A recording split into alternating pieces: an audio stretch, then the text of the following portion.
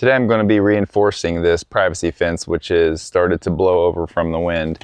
And I'm going to show you some things to do, and I'm going to show you some things not to do if you decide to install your own privacy fence.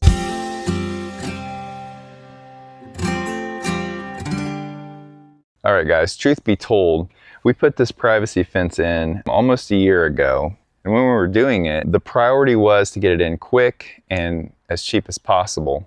The homeowner was moving in and needed a place for her dogs to get out, go to the restroom. I haven't put a lot of privacy fences in, and in my mind, I thought if we just drilled a 4-inch hole just bigger than the size of the posts and put the posts in, the dirt wouldn't be disturbed enough that it would hold the posts until the dirt settled in around it and we would be good to go. However, I grossly miscalculated how strong the wind would be, and even though this fence is on the side of the house that doesn't get the wind, there's like a wind tunnel that would come through here and blow on this fence like crazy. Not only that, the yard slopes off towards this side of the fence, and we've already fixed this side over here, and I'll show you how we did that today. But the water comes down this eave spout and runs along the fence here, and obviously runs down anywhere down in this area, and just the water runs off from the yard, and it causes the ground to become really saturated and wet,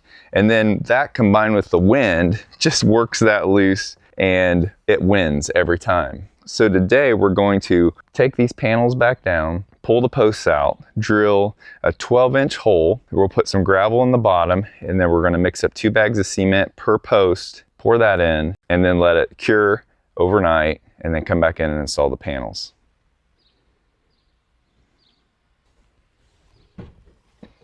Some of the posts have did really well. Some of them have not.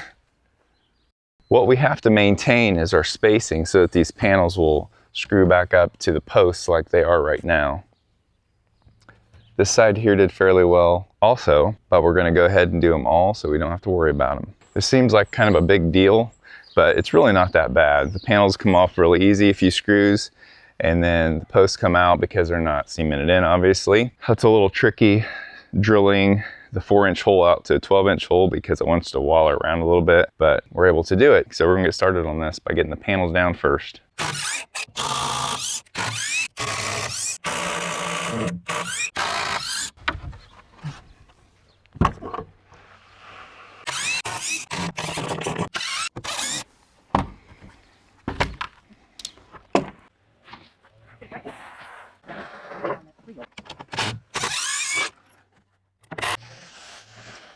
Okay. Have at it.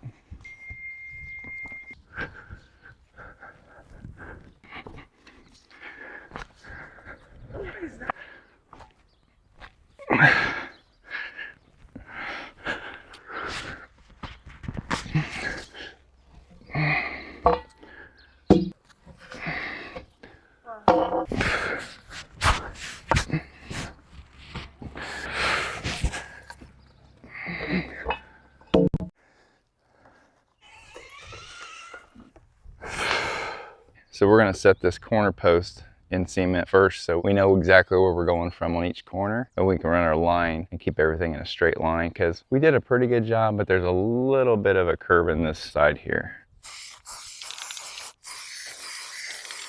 Okay, once we get this one drilled, then we can get our straight line up.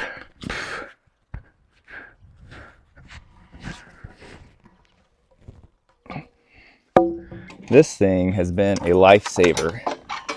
It's still a lot of work, but it's a lot better than drilling by hand, digging by hand.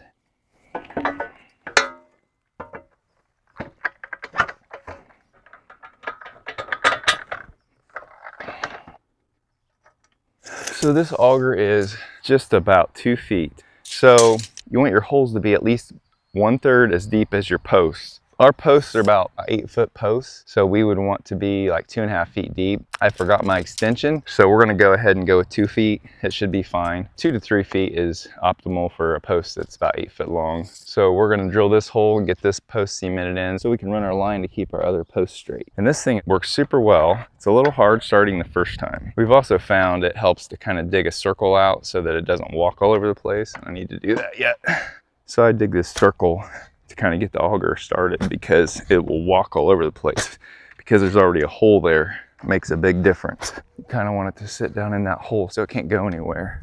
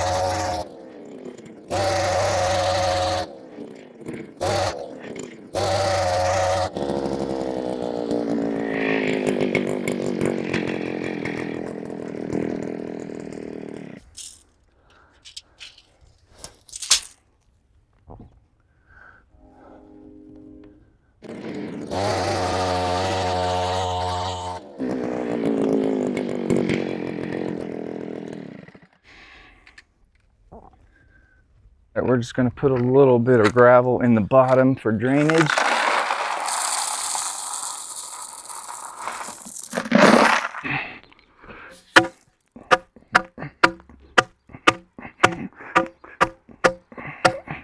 Now we're going to get our lines exposed again so we at least get an idea where it goes. And if we did everything right, it should be about in the middle of our hole. We're going to put some cement in it and then we'll take some measurements and see if we have to kick it one way or the other. But we're going to get our post plumb level here on it so we can get an idea.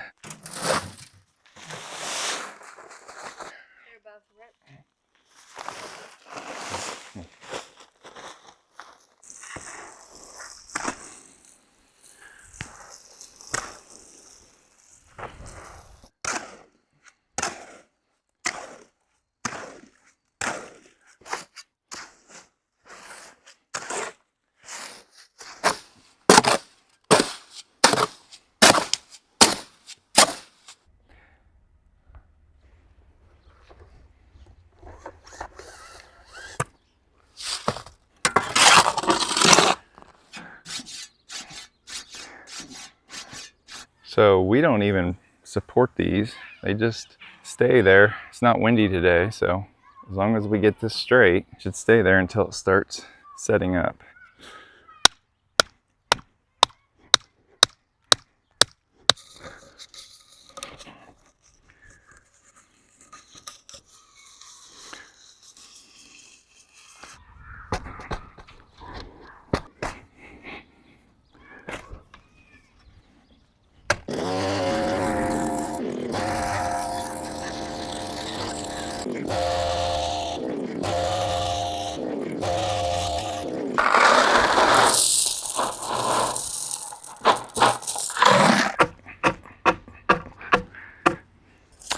So this panel is right up against this one where these boards come out.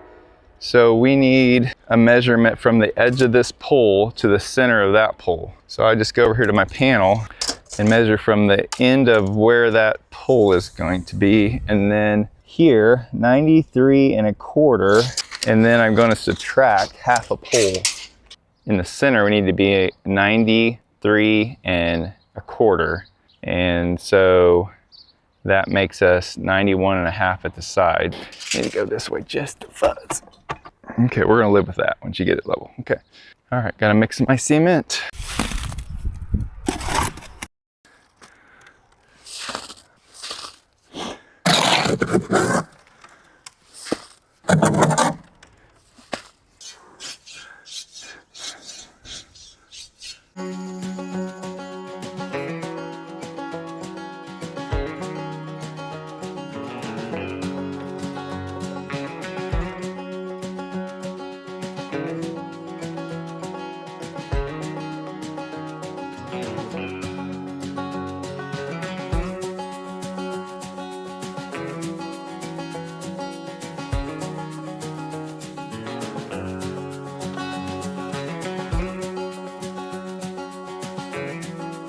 So we're trying to mix 2 bags at the same time, and a little thing we've learned is if we put both these bags in here together and try to just mix it all at the same time, it's really hard. It's just hard to get the water mixed throughout the cement. So what we figured out is if we mix like half of it, get it good and mixed up, it's just easy to chop in the rest of it. Rayleigh, you wanna go ahead and put some water in here? So if we focus on the back half, and we just work on getting it nice, and it seems counterproductive, like you should be getting the rest of it wet, but so we want to get down to the very bottom, make sure we got all of it broke loose. So there's no dry parts on this half. Okay, we got most of this all mixed in, so now we're going to start chopping the rest of this in. And this goes really fast. I don't know why this works so well, but it sure made it a lot easier. A little bit more, Rayleigh. I think one thing that helps is you don't have dry cement stuck to the bottom that you're trying to dig out, so that helps a lot. I don't know why, it just seems to work really well. Try it both ways and let me know what you think. Because if you know anything about cement, you don't want to get it too wet. You just want it all just barely wet. Trust me, that looks like a lot of work, but it's a lot less work than trying to mix it all at once. That's all if you don't have a cement mixer. If you have a cement mixer, that's a lot easier. Oh yeah, we're looking pretty good. Just got to bring it over just a little. Try that.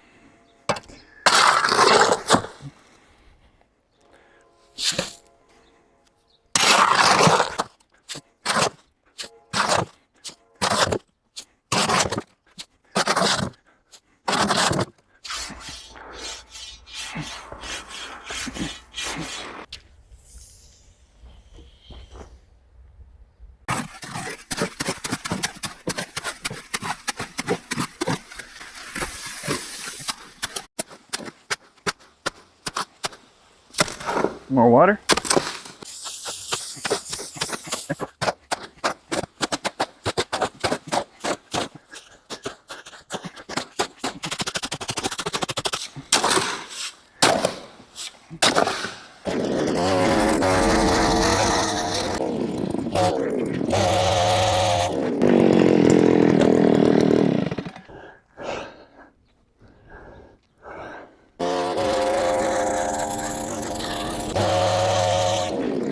All right, so we got all these poles here cemented in.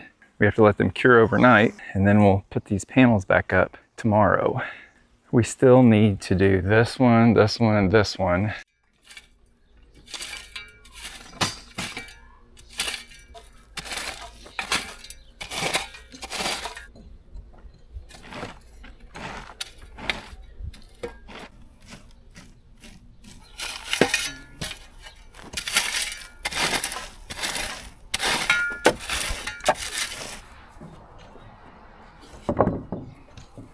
So we're right back where we're on this side.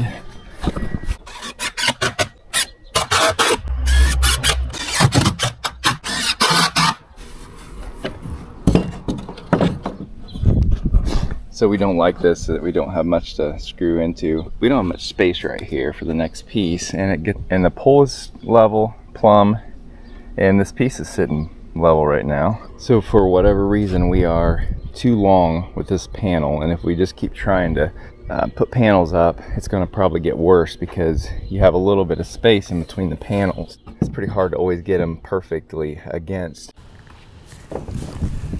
So because we had a little bit of a measurement issue or some kind of mistake, we decided to go start at the corner and work our way back to that last panel.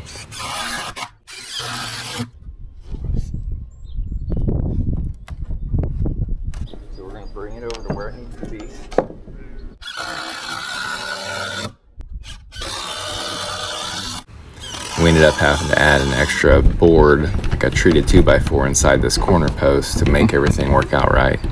But in the end, it looked fine.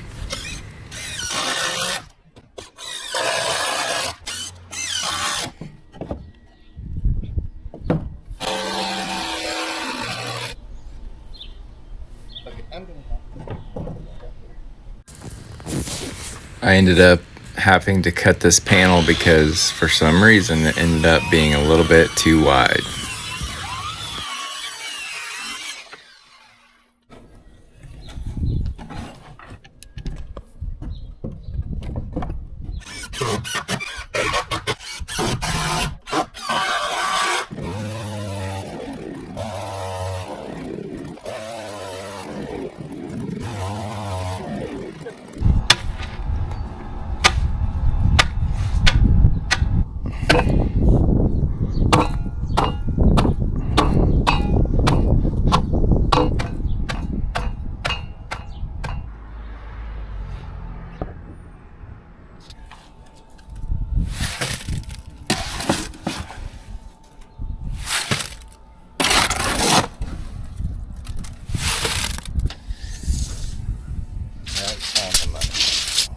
So we're gonna let this dry for about 6 hours, 6 to 7 hours, come back and finish putting up the panels, filling in the holes with our dirt, and doing a little this and that to make everything like the homeowner wants it.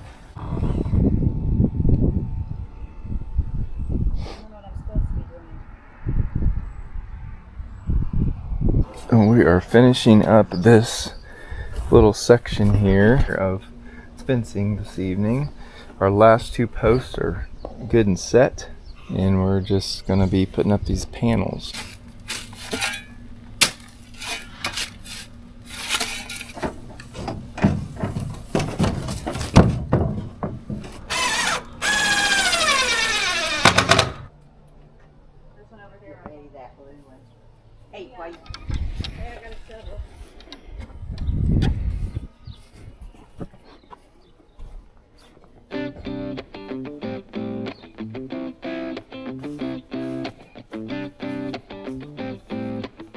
Still got to replace a board right there, but other than that, it's all done, all corrected.